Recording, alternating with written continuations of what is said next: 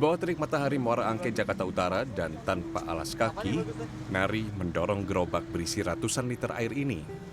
Di usianya yang sudah menginjak 55 tahun, inilah profesi yang digeluti pria asal Kuningan, Jawa Barat ini untuk hidup di Jakarta dan menghidupi anak istri di kampung halaman. Air dijual seharga Rp2.000 per jerigen. Pembelinya mayoritas adalah nelayan, petugas pelelangan ikan, dan pemilik warung. Dan warga yang bermukim di sekitar kampung nelayan Muara Angke. Salah satunya Mutria yang harus merogoh kocek Rp100.000 per hari untuk memenuhi kebutuhan air bersih di rumahnya yang merangkap sebagai warung kelontong. 120, 120.000 sehari.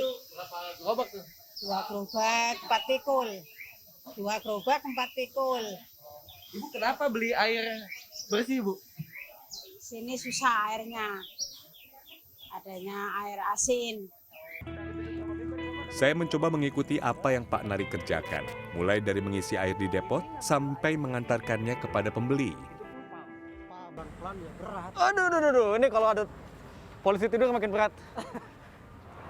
Penunjuk jarak di jam sudah menunjukkan saya bersama dengan Pak Nari berjalan sejauh 2 km membawa gerobak berisi 20 jerigen air, dan satu jerigen ini isinya 20 liter. Jadi kebayangkan betapa beratnya beban yang dibawa Pak Nari setiap hari. Pak, udah berapa lama sih bawa kayak gini, Pak? Sekitar 5 tahunan lah. 5 tahun? Iya. Ngomong-ngomong nih, Pak, saya dari tadi lihat Bapak nggak pernah pakai sepatu, kenapa tuh, Pak? Ya nggak kuat jalan. Kalau pakai sepatu nggak kuat. Malah nggak kuat, ya? Ini malah nggak kuat. Nggak panas nih, Pak, lagi terik begini? Ya begitulah, panas sih panas. Dalam satu hari Bapak bisa antar berapa gerobak, Pak? 7 gerobak. 7 gerobak? Iya. Dari 7 gerobak itu tadi Bapak dapat berapa? Ya sekitar 70-an lah. Rp70.000 sehari. Iya sehari. Itu cukup, Pak, buat Ya cukup nggak kebutuhan cukup. sehari-hari? Ya cukup nggak cukup gimana lagi ya. Jadi masih eksisnya pedagang air bersih di kawasan Muara Angke dan di sejumlah wilayah lainnya di ibu kota tak lepas dari adanya fakta masih buruknya kualitas air tanah yang ada di Jakarta.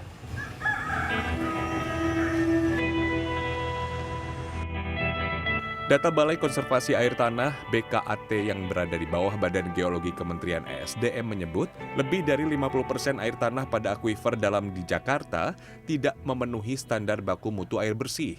Ini diketahui berdasarkan penelitian dengan menggunakan STORAT atau metode indeks pencemaran di lebih dari 200 titik sumur pengamatan pada musim kemarau periode April hingga Juni dan musim hujan Agustus sampai November tahun ini. Presentasi ini sejatinya membaik dibandingkan 2017 yang tingkat kerusakannya mencapai 85%. Standar baku mutu air sendiri ditentukan oleh sejumlah parameter mulai dari warna airnya hingga tingkat keasaman. Kalau asin atau terlalu basah, tentunya itu sangat terasa di indera lidah, terutama kita ya, di indera kita. Nah, tentunya kemudian juga adanya unsur anion dan kation juga akan terasa bahwa di sana ada unsur-unsur logam misalnya terasa. Biasanya kalau ada keluhan penduduk menyampaikan, masyarakat menyampaikan bahwa di sini airnya terasa ada seperti besi gitu ya, seperti besi. Tentunya itu sudah tidak memenuhi standar lagi. Di sisi lain, masih buruknya kualitas air di Jakarta menjadi berkah tersendiri bagi para pedagang seperti Nari di Muara Angke dan daerah lainnya. Ini berat banget, satu jerigen ini kan 20 liter. Ada 2 jerigen dan ini harus dibebankan ke pundak saya sambil berjalan.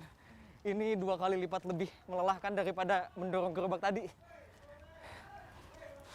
Pak. Nggak kuat, Pak. Sakit, Pak.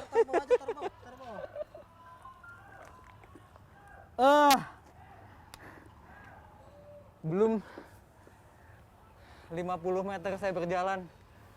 Saya menyerah. Silakan, Pak, dilanjutkan, Pak. Inilah sisi lain dari warga ibu kota yang setiap hari harus bekerja dengan fisiknya, dengan tenaganya, menyediakan air bersih untuk warga yang tidak bisa mendapatkan akses air bersih dari pemerintah. Tim Liputan CNN Indonesia, Jakarta.